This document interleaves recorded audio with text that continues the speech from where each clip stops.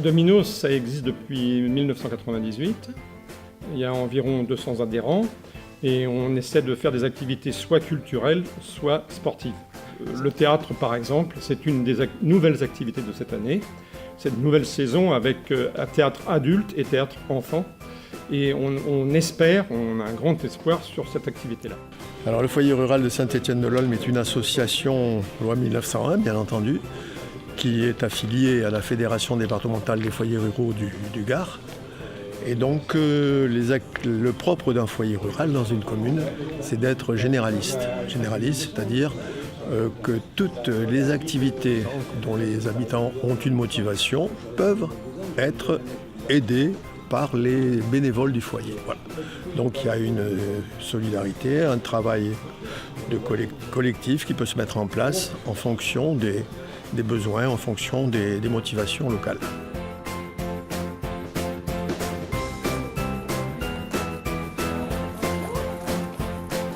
Ma fille venait faire de la gymnastique dans l'association à Domino. Et voilà, de fil en aiguille, j'ai proposé mes services pour essayer de monter tout au moins des ateliers théâtre. Donc on a mis en place les adultes et les enfants. Et ça fonctionne dans les deux cours. Toutes les associations que je rencontre, les participants à diverses réunions me disent la même chose. Je vais vous dire la chose suivante, c'est qu'il y a parmi ces 200 adhérents énormément de consommateurs. Mais des consommateurs, ce sont des gens qui viennent pour une activité qui les intéresse, voire deux, et ensuite qui ne participent pas à la vie d'Adomino. Et ça, c'est le grand dommage, puisque nous avons besoin d'adhérents qui participent. Même une recherche de membres du conseil d'administration est très difficile. Il faut tous les ans battre la campagne pour réussir à faire venir des personnes au conseil d'administration. Est-ce que tu sais ce que c'est, comment ça fonctionne une association ?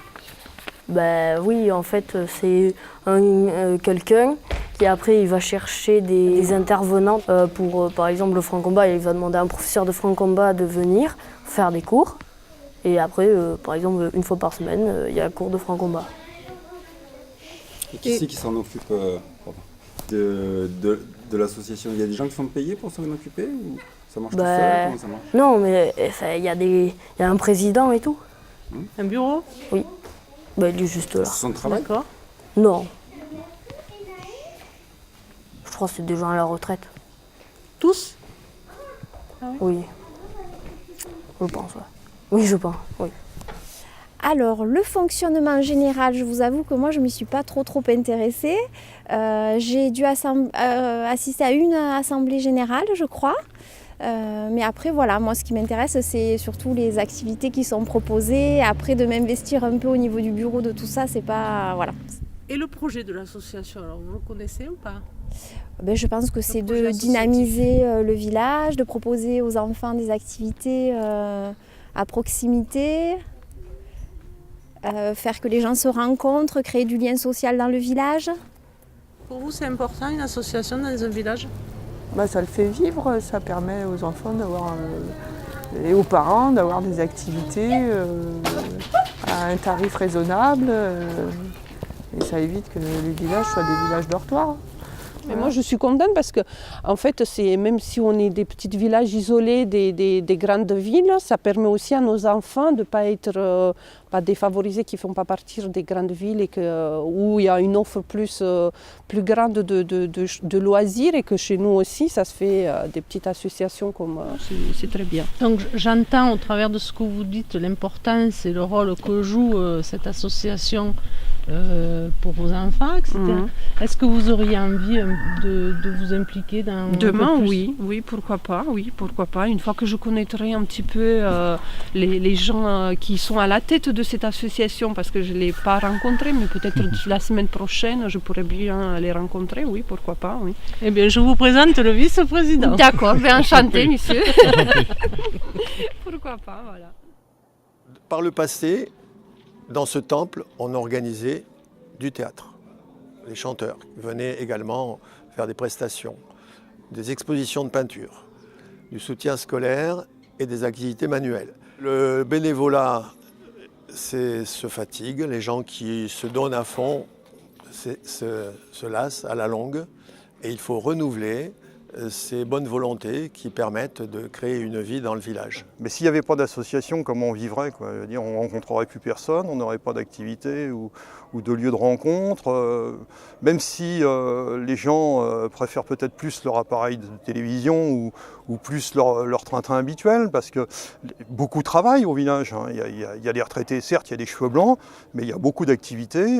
Donc les gens partent le matin assez tôt, de par le fait qu'on n'est pas en zone urbaine, les transports font qu'il faut prendre la voiture, faire énormément de kilomètres, laisser les enfants à l'école, revenir le soir très tard, faire le repas. Donc il y a beaucoup de difficultés et à la limite j'aurais tendance à dire, sans tirer sur les gens en zone urbaine, mais c'est peut-être plus facile de rencontrer ces gens en zone urbaine ou ses voisins qu'en zone rurale en fin de compte.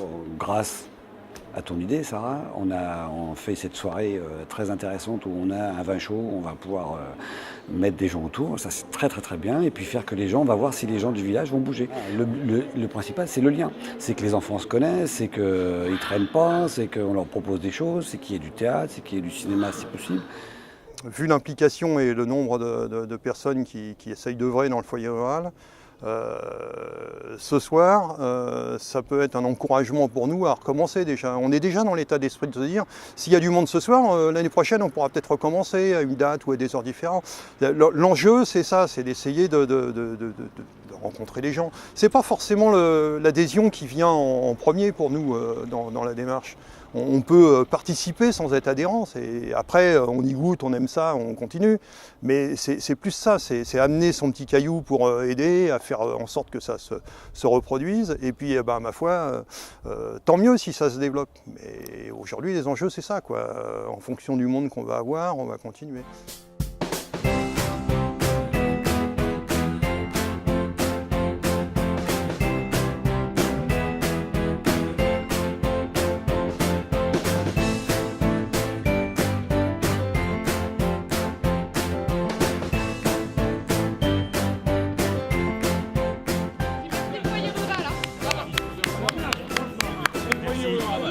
L'objectif de cette rencontre, c'était de permettre aux habitants de la commune de se rencontrer d'une part et d'échanger. C'est ce que vous êtes en train de faire là à l'instant. Il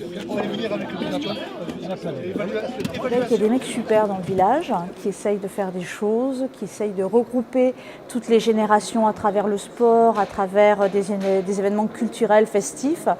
Et puis après, comme tous les villages autour des grandes villes, les gens ils viennent dormir ici. Ils viennent manger, ils viennent dormir, ils viennent se reposer. Donc du coup, une fois qu'ils sont rentrés chez eux après la ville, ils n'ont plus envie de sortir. Donc c'est très compliqué.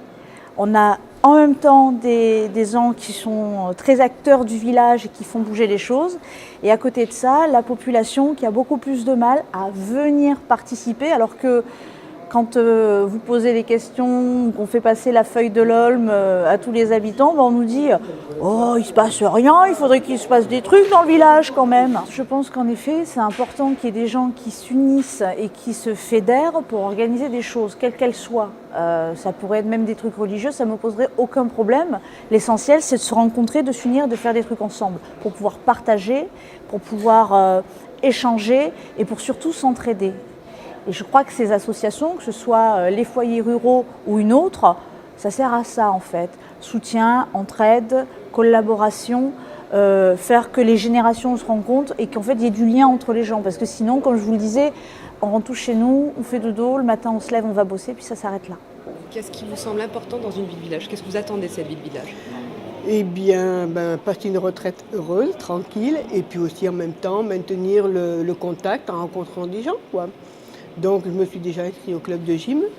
Et puis si par la suite je peux faire autre chose pour apporter ma contribution à la commune, pourquoi pas. J'ai déjà rencontré de tout à personne, je sais que je vais les contacter pour faire un jardin bio, ce genre de choses. Voilà. Je me suis fait énormément d'amis justement par l'intermédiaire des organisations de parents d'élèves.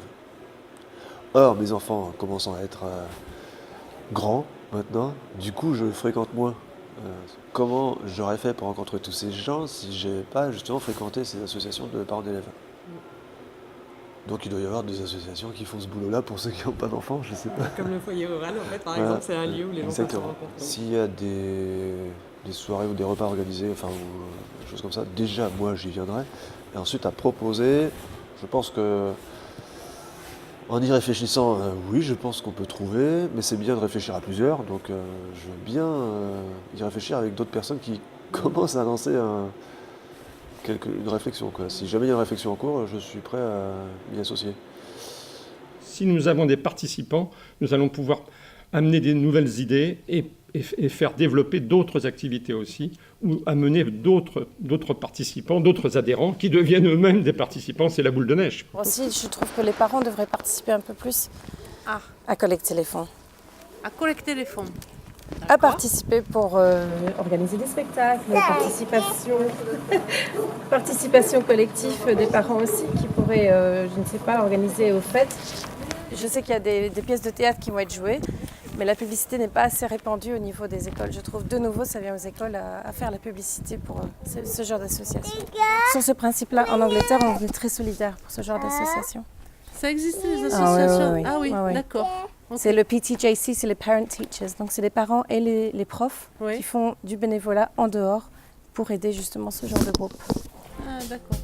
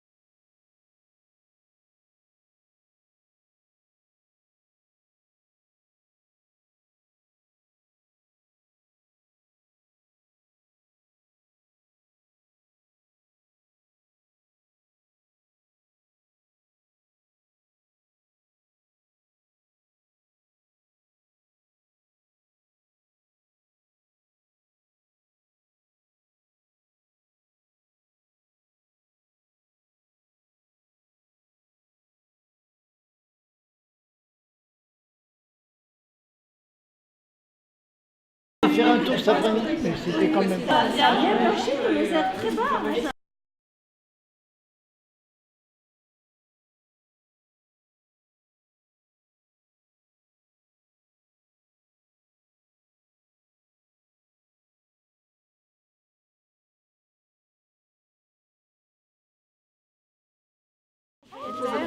L'ancienne maison paradis. Je lui ai vendu.